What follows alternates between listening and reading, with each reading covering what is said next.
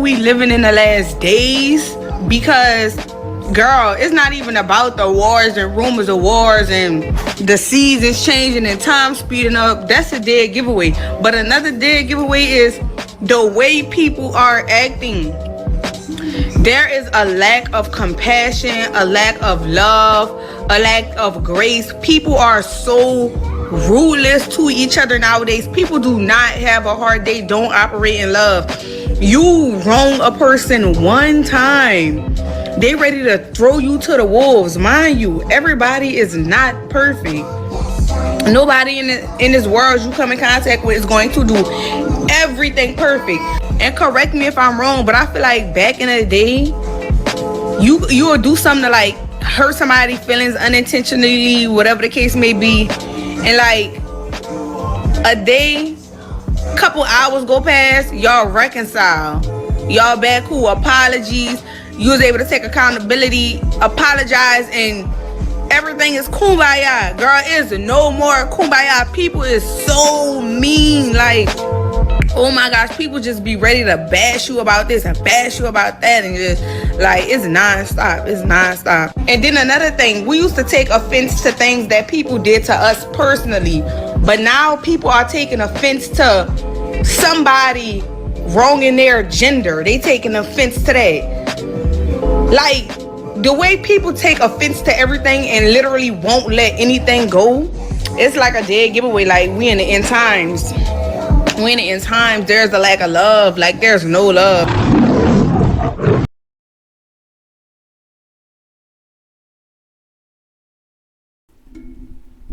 Shalom, shalom, Israel. First and foremost, I want to give all honor, glory, and praises unto Yahawah, Ba'ashem, YAHAWASHI, Ba'ashem. Urquaquada, Shabbat, honors to the elders and apostles of the great millstone. Shalom to my Akim, Wafim, who are diligently waiting to be delivered from this final captivity, as well as the speckled bread that may look like the other nations, but are actually Yasharala. This is Brother Kawa Cup coming at you with another lesson. Today's lesson is going to be on this.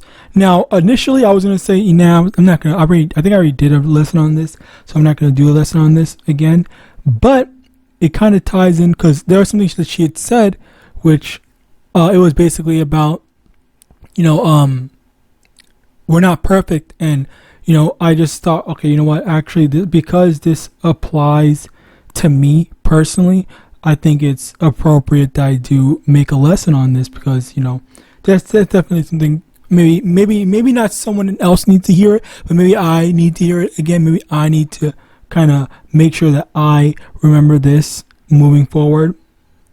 And it's just basically that, yeah, we're not perfect, and sometimes we're going to make mistakes, and it's not something that we should just take personal offense to like so vehemently, all right?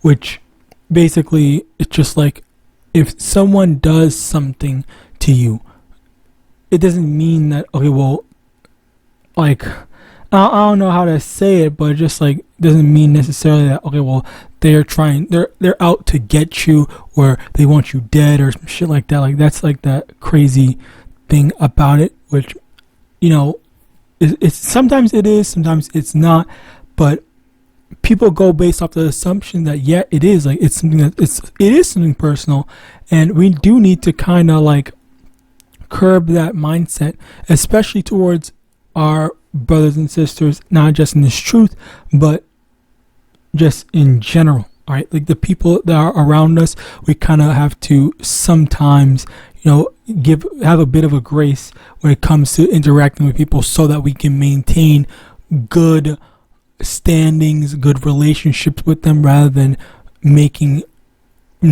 drawing unwanted attention and conflict towards ourselves. That's something to remember, that we want to avoid. All right, long term, we want to avoid conflict. So let me actually get this.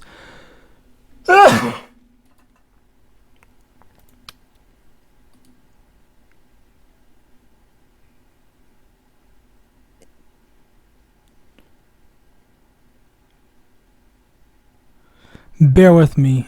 Where the hell is it?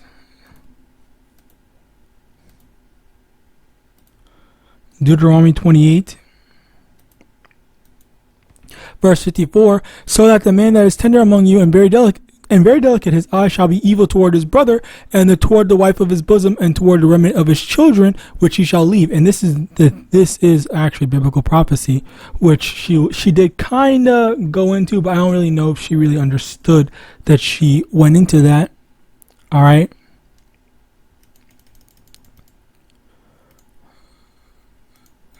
In Deuteronomy 30, verse 7, and the Lord thy power will put all these curses upon thine enemies and on them that hate thee, which persecuted thee. So basically the thing here is that how this is applicable to what she was saying is that there is this gender war where you have a lot of people that say, okay, well, men do this or women do this and stuff like that. Like, that's the type of stuff that kind of causes this stuff. So then when you have people that are in relationships, then you get that stuff, that thing of, oh, well, this man did this to me, so I'm going to go do this to another man, or this man or ex man or whatever and stuff like that. And that's basically the type of stuff. Or this woman did this to me, so I'm going to go do that and whatnot. And you know what is so like evil and vile? There was this one dude that was trying so hard to sleep with this one chick, and I think they were both Edomites. I'm pretty sure they were both Edomites. And what had happened was the girl finally let him sleep with her, and she basically said, Slakia. The dude basically said, oh yeah, I have an STD. I think it was HIV, and I'm just trying to go and spread this as far as everywhere I can because fuck women, X, Y, and Z and stuff like that. And obviously, like, that's pretty fucked up, I'm not gonna lie, and I'm pretty sure that's illegal. But aside from that, she was basically saying, you know, I still love him, he still do this and the third, X, Y, and Z and stuff like that, where it's like, okay, like, that's pretty vile. But I mean, I can understand how, you know, when you have love for someone, which that's normal, that's natural, and I'm not even mad at her for saying that. But my only issue is just the fact that, like, look at the people that receive the grace, all right, and then the self-examination comes into play where it's just like, okay, so if at us as individuals, because we can only examine ourselves, all right? That's the thing. We can only examine ourselves, so we might think that, oh, well, someone wronged me, I need to get back or whatever. But at the same time, it is a matter of thinking like, okay, what?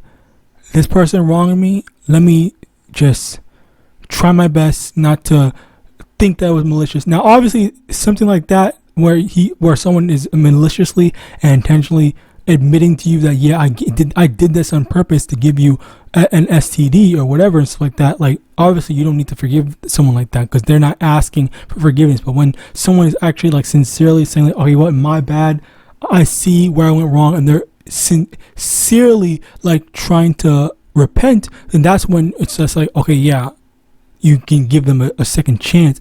But it's just like, there is that thing where for us, we have to be able to look at who is repentant, who is actually trying their best to change, and who is just insincerely thinking and saying, oh, I'm just going to do whatever I want, or I don't care about this, I'm just going to go and do what I want and get my revenge on X, Y, and Z, even though these people have nothing to do, because that girl had nothing to do with him, I don't know, getting his HIV or whatever, or any of the things in general, because he just did that on purpose, being a fucking devil, which again, like, he's wrong for that. And I'm pretty sure he's a criminal. I'm pretty sure. Let me just look. Okay, so can you go to jail for intentionally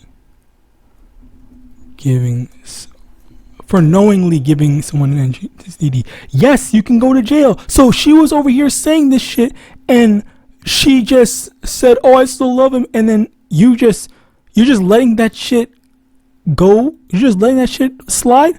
Like, that shit is evil. And again, like, people are so selective when it comes to when they want to have mercy. When it's just like, I don't know. It's pretty like dumb. Like, if someone is trying to be better, if someone's apologizing, if someone's like saying like, okay, you know what, I messed up, I fucked up, I want to be better, I'm trying to do better, let's do better and stuff like that, and you're saying, no, I'm not giving you the time of day, fuck you and all that stuff. Like, what the fuck do you expect when like, cause, and even then, to add more context in this, let me get another precept.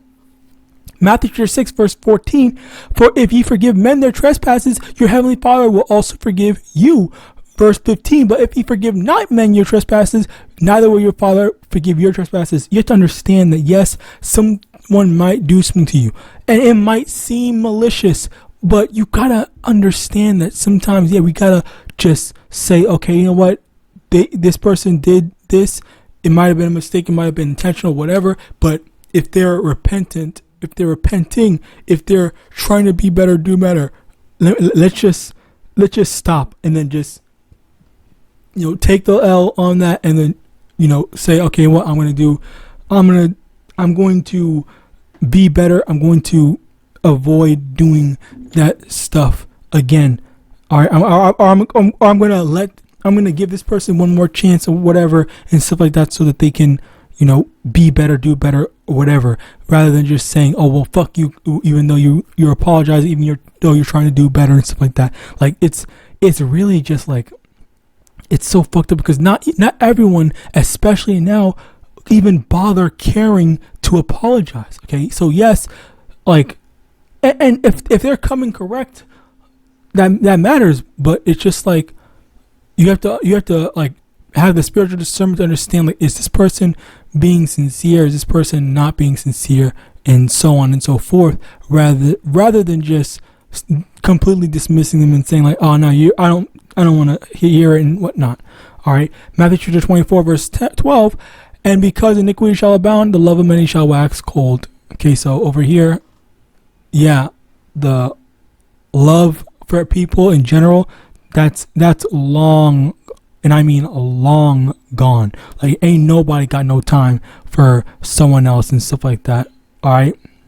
Galatians chapter 5 verse 25, if we live in the Spirit, let us also walk in the Spirit. Let us not be desirous of vainglory, provoking one another, envying one another. And this is another thing where because people have so much envy for one another, and another thing that's just ingrained in Babylonian society is people love provoking, like trying to get a rise, or trying to get a reaction out of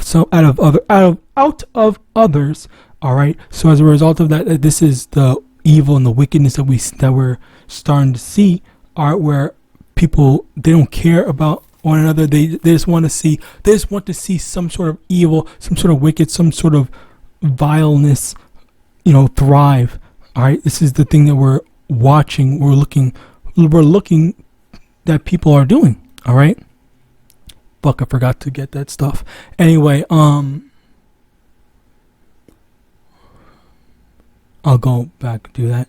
But second Ezra 15 verse 16, for there shall be sedition among men, and invading one another. They shall not regard their kings or princes, and the course of their action shall stand in their power. And this is the thing here where, you know, there's going to come that time where, after all the rumors of wars, there's going to be more than just that. It's going to be vile, like, I'm going to kill you, I'm going to do this, or I'm taking this stuff, like, I'm going to destroy you, and stuff like that. And it's an accumulation of everything where, yeah, people provoking one another, where people thrive in making someone fall, people thrive in, you know, making someone want to fight the other, or whatever. All right, people thrive in not wanting to make peace, but create discord. All right. Now Matthew chapter 18 is locked in verse 15. Moreover, if thy brother shall trespass against thee, go and tell him his fault between thee and him alone. And if he shall hear thee, thou hast gained thy brother. And this is the thing here where, you know, if you actually go through the trouble of talking to someone, saying like, hey man, I don't like that you did this, man, we need to be better, X, Y, and Z and stuff like that, and then they say, you know what, you're right, I'm sorry, like I'll do better, I want to do better, like to the spirit of YAHAWAH, all that stuff. Like that is what we should be looking for, seeking towards, working towards, rather than just saying, oh no, fuck this, I'm gonna do this, I'm gonna do X, Y, and Z, so like that. Where even with the scriptures, let's actually get that.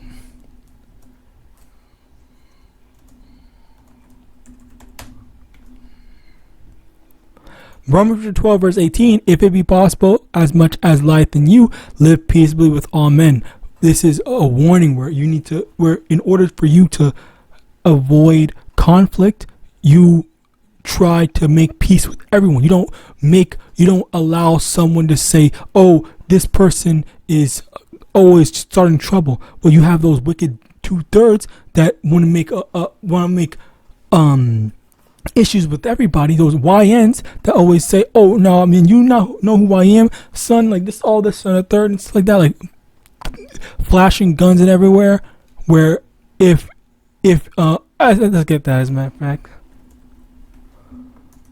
Proverbs chapter 15 verse 1, a soft answer turneth away wrath, but grievous words stir up anger. Where people that are talking like, hey man, let's just squash the beef, let's just do this, they're normally cool, chill, and stuff like that. They're not drawing attention to themselves, not drawing conflict to themselves. They're just saying, okay, yeah, I'm good, I'm going to be good, I'm not gonna, you don't need to worry about me because I'm not looking towards fighting you. All right, like I'm good. I'll just stay over here in my lane. All right, that's basically what we strive for. We seek to avoid conflict. All right. So with that, I pray this lesson was edifying. I want to give all honor, glory, and praise unto YAHAWAH, Hashem, YAHAWASHI, Hashem, Shabawan, honor to the elders and apostles, a great millstone, a Bible ball, and Shalom.